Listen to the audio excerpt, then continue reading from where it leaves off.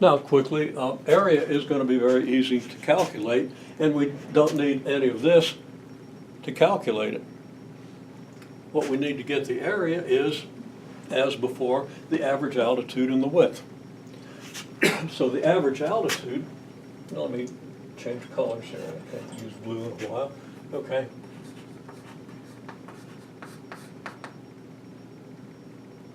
Well, extra $5 per unit plus $4 per unit, not written very well, over 2. We know how to do that. That's $4.50 per unit. We know what the width is, 1,000 units. So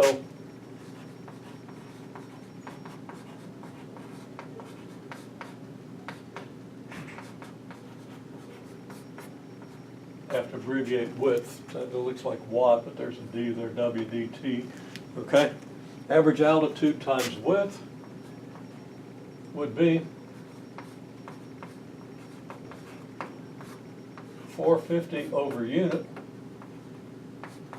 times 1,000 units. So I've got a unit in the denominator here, a unit that'll be in the numerator here. They'll divide out, essentially give us 1. And $4.50 times 1,000 is $4,500. So we can label the trapezoid. I didn't do all the labeling in this one, but since I've got all the quantities here, we have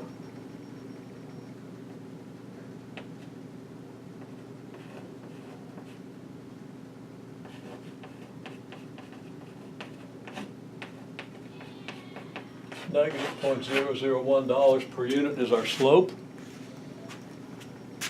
Our area is $4,500. And we could also, if we wanted to, throw in our average altitude and so forth, but the things that must be labeled are the slope and the area, 2 altitudes, and the width. And, might want to throw a rise and a run in there too. Don't have room in this, but this is the bottom line. This tells you the information you need, and this information is the average slope of whatever the actual graph of marginal revenue versus production is. Okay? Doesn't mean that the revenue really goes down linearly. It might go down. It might be somewhat concave up, probably would be, because there is a limit to how low your production cost could go. So there's a limit to how low your marginal cost could go. And the area is how much it's going to cost to produce those things.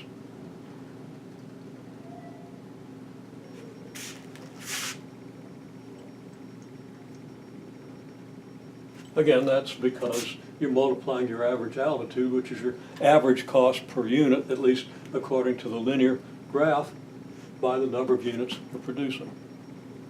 Costing an average of $4.50 per unit for 1,000 units. Okay?